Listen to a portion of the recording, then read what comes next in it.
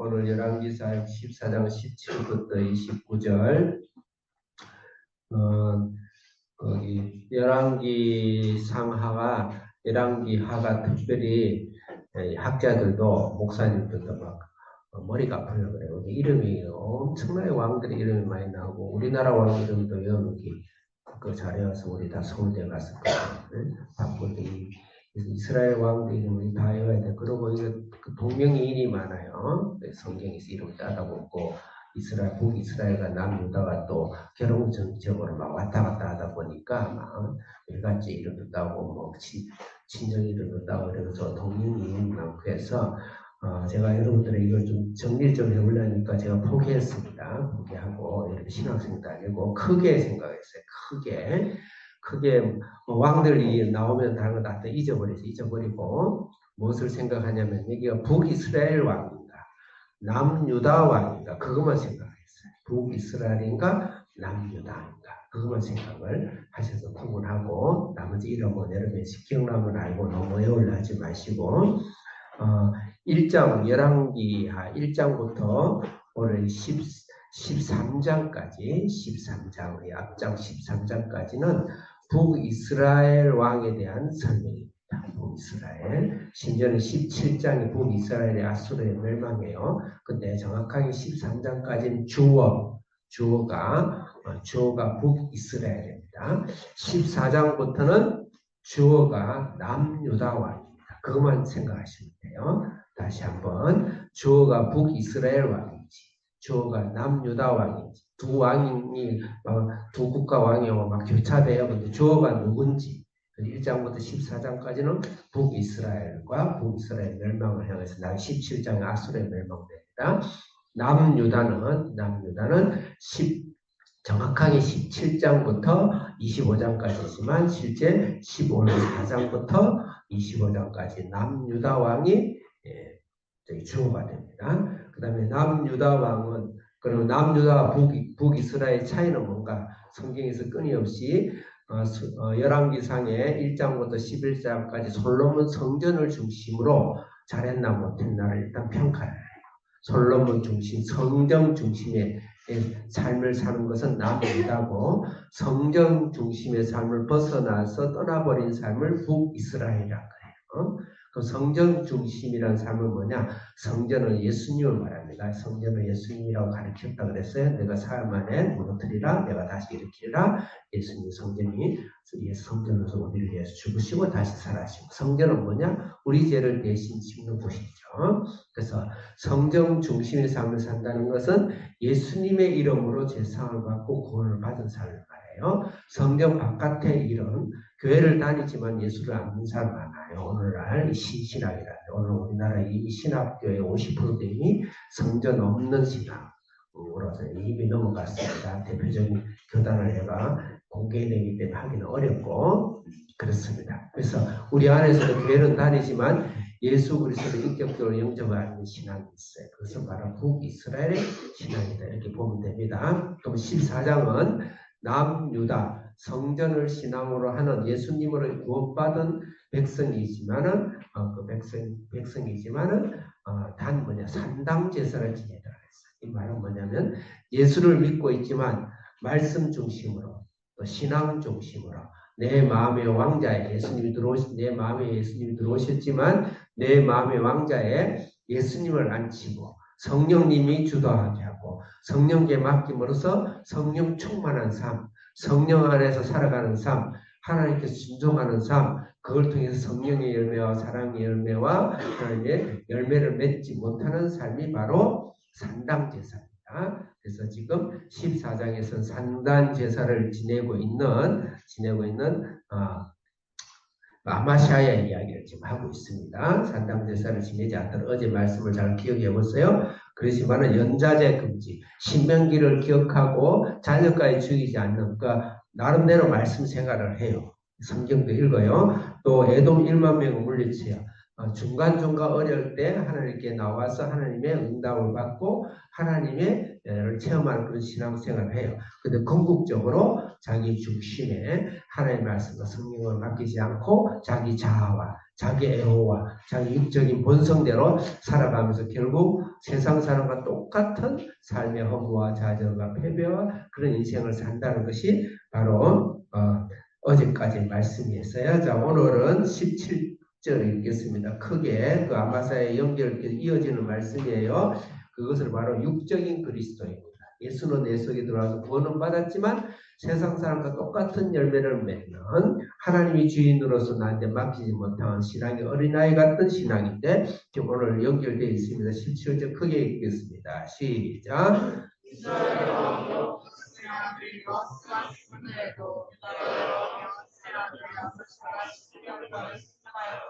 북이스라엘의 여호와스는 북이스라엘은 뭐라 그랬죠? 성경 밖의 신앙이죠.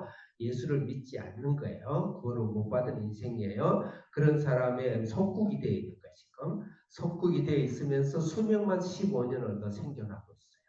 그래서 우리가 신앙생활을 하면서 이 세상에 믿지 않는 세상 사람들의 실패와 좌절과 허무와 그것의 속국처럼 살면서 생명만 연장하는 사람이 육적 그리스도인이 될 수가 있다. 제가 여러분 삶의 이 신앙 말씀을 여러분처럼 나누지 못해서 내가 되게 안타까워요. 그렇지만 목사이기 때문에 설명을 안 할 수가 없어 하는 것이니까 이해를 해주세요. 16절 크게 18절 크게 읽겠습니다. 시작.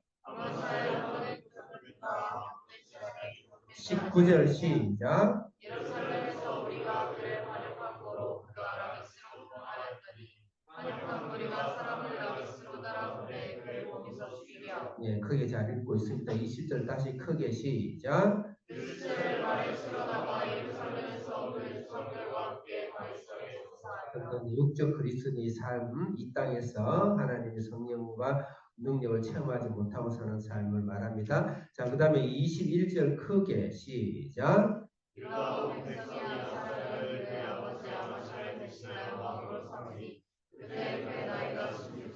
이제 아들이 아사라라는 왕이 등장했어요. 22절 설명하고 있습니다. 시작. 아마시아가 그의 성령과 함께 자그의 아사라가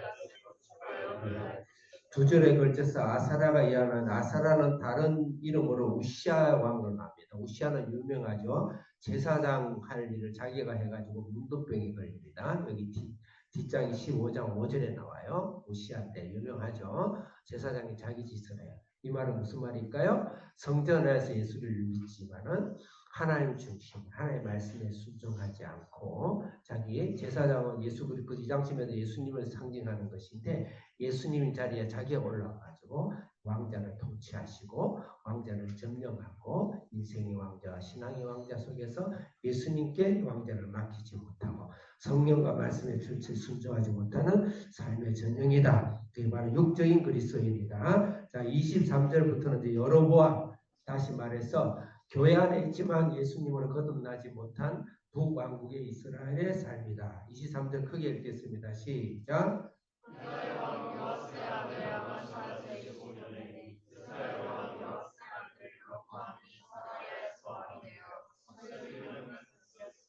아멘. 설명은 약하고 24절 읽겠습니다. 시작.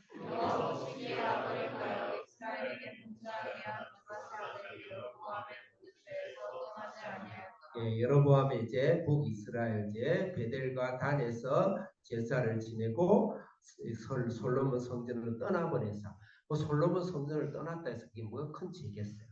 근데 이걸 절대 악으로 하는 하나님의 말씀이 뭘까? 솔로몬 성전은 예수를 말해요. 예수님 없이는 이야기 자체가 안 돼. 이 인생 하나님과 대화 자체가 안 됩니다. 그래서 예수님을 떠나는 삶 절대 안 돼요. 그래서 교회를 다니면서도 심지어는 우리는 예수를 떠나고 오늘 유럽 문화가 전부 다 예수 문화예요. 예수. 오늘날 현대 교회를 잘 상징하고 있는 것이 바로 여로보암의 길을 들어선 북이스라엘 이렇게 생각하면 되고 자 25절 읽겠습니다. 크게 시작. 이스라엘 하나님 여호와께서 그의 주목하되 그의 아들 사울을 통하여 말씀과 같이 여로보암이 이스라엘 영토를 회복하되 하마도 왕에게서 구하라. 이 당시 요나 역사적으로 아모스 호세아 막 불을 품듯이요. 막 입에서 거품 물듯이 아모스서 보세요. 막 서슬이 심플해요. 근데 아이러니하게 어디가 해고 하맛, 어기, 아라바 바다까지 이 말은 뭐냐면 솔로몬의 그 영화의 영토까지 다 갖고 있어요. 갖고 있어요. 그런데 하나님은 떠나 있어요. 그게 오늘날 우리 전 세계가 기독교의 문화로 다 물들었지만 그래서 전 세계 부흥하고 선진국은 다 기독교의 나라지만 하나님을 떠나버리고 하나님은 오늘 세태를 잘 고발하고 있습니다. 26절 크게 읽겠습니다. 시작. 여호와께서 이스라엘을 고난에 심하여 민 자도 없고 노릴 자도 없고 이스라엘을 도울 자도 없을 위도 없고 아래도 없다는 이것은 이스라엘의 관용어구입니다. 아주 허약하고 아주 무능한 표현을 할 때 이 표현을 관용적으로 써요. 관용어구예요. 그 말은 뭐냐면 세상을 다 점령하던 이 세상의 바벨론 같은 서구와 그 다음 경제의 부흥과 그런 교회의 엄청난 재력과 이런 것이지만은 영적 허약하고 무지하고 허약한 것에 대해서 고발을 하고 있는 것입니다. 27절 읽겠습니다. 시작. 여호와께서 이스라엘의 이름을 순화해서 없이 하겠다고 하셨으므로 여호와께서 구하겠으므로 구원하시겠다. 이건 굉장히 어려운 절기인데 어려운 말씀인데 이스라엘 이름을 천하에 없이 하겠다고 아니 했기 때문에 내가 봐주겠다. 이게 무슨 말입니까? 심판의 유예입니다. 오늘날 세상에 하나님 없는 이 세상이 하나님 없는 사람이 재벌들이 엄청나게 부흥한 것 같죠? 하나님 잠시 눈 감고 유예한다. 한 명이라도 예수 그리스도의 생명 구원한 생명이 올 때까지 기다리고 있다. 마지막까지 기다리고 있습니다. 마지막에 불풍탄 같은 바벨론 이 세상의 마지막에 곧 올 것이다.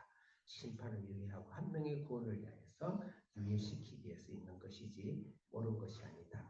오늘 교회의 모습이라든지 오늘날 기독교 문화가 가득 찼던 온 세상의 역사 속에서 주님이 말씀하시고 심판을 이루 한 영혼을 위해서 유예하고 있다. 하나님 아버지, 우리가 예수 그리스도를 구주로 삼고 성령님이 예수님이 말씀이 다스리고 세상을 정복했다. 또 이 세상의 화려함과 이 세상의 아버지를 유혹하며 우리가 어리석어지지 아니라 예수 그리스도의 말씀과 생명으로 하나님 나라를 왕국을 드러내는 그런 신앙인들 다 되게 하옵소서. 예수님 이름으로 기도합니다. 아멘.